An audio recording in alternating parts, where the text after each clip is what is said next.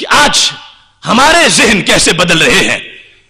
مسلم امہ کے لیے یہ ضروری تھا کہ یہ غیر کی بات ہی نہ سنیں. ان کی بات اس اسلام نے پابندی لگائی تھی کہ جو مسلمان ہے وہ نہ غیر کی بات سن سکتا ہے اور نہ اس پر توجہ کر سکتا ہے. چہ جائے کہ غیروں کو ہمارے نصاب کا حصہ بنا دیا جائے.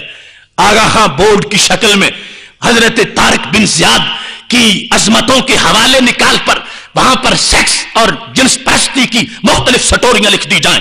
سیدہ فاطمہ الزہرا رضی اللہ تعالی عنہا کا مقدس کردار اس کو اپنی کتابوں سے نکال کر بلقیس ایدی جیسی خواتین کے تذکرے شامل کر دیے جائیں اور ایسا نصاب بنایا جائے جس میں یہ بار بار کہا جائے کہ نظریہ پاکستان یہ ہندو تنظیموں کا پیدا کرنا تھا, اس کا کوئی کسی مستحکم سوچ کے ساتھ کوئی تعلق نہیں تھا.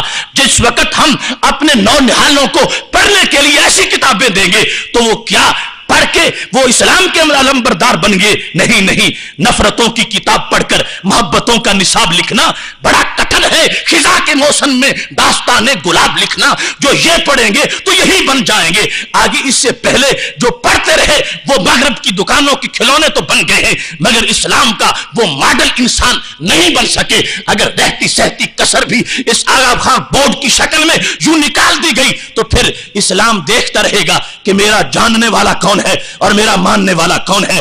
اور وہ تو ہے صرف طلبہ کے لیے, لیکن یہاں تو پلاننگ ہے پوری قوم کا ذہن اچک لینے کی اور اس کے دماغ کو بالکل معطر کر دینے کی. چینل یہودیوں کے چل رہے ہیں, عیسائیوں کے چل رہے ہیں, مرزائیوں کے چل رہے ہیں, ہندوؤں کے چل رہے ہیں.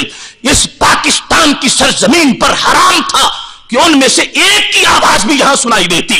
اس ملک کی حکومت کا سب سے پہلا منصب یہ ہے کہ وہ اپنے مواصلاتی نظام کو اتنا مستحکم بنا دے کہ کوئی بہر سے بیٹھ کر اگر ان کو کوئی سنانا چاہے تو یہ اس کو روکے. جو اسلام کو پسند ہو وہ تو قوم تک آنے دے اور جو اسلام کو نہ پسند ہو وہ بات ہرگز اس دائرے کے اندر داخل نہ ہونے دے. جو اسلامی سلطنت ہو, اسلامی ملک ہو اور تمام تر مسلم امہ کے جتنے بھی ممالک ہیں, سب سے بڑا پہرا مواصلات اور اس ذرائع ابلاغ کے لحاظ سے ہے.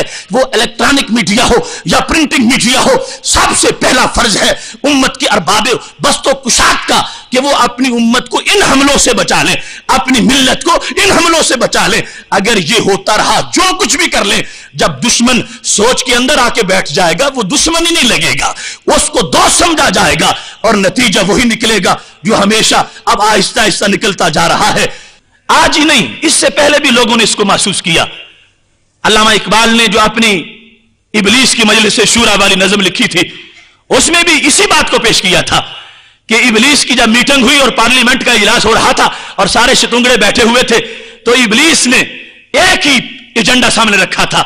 کہنے لگا یہ فاقہ کش جو موت سے ڈرتا نہیں کبھی, روح محمد اس کے بدن سے نکال دو. فکر عرب کو دیکھ کر فرنگی تخیلات, اسلام کو حجاز و یمن سے نکال دو.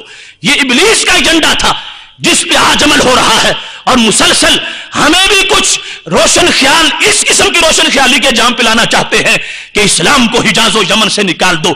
فکر عرب کو دے کے فرنگی تخیلات, وہ سرما ہماری آنکھ میں ڈال کے ہمیں اس طرف لے جانا چاہتے ہیں. نہیں نہیں, ہم اس بات کا عزم کیے ہوئے ہیں اور یہ پوری قوم اس غیرت کی پوری طرح علمبردار ہے کہ ہمارے لیے سرما وہی کافی ہے جو خاک مدینہ نے اپنے منگتوں کو عطا فرما رکھا ہے.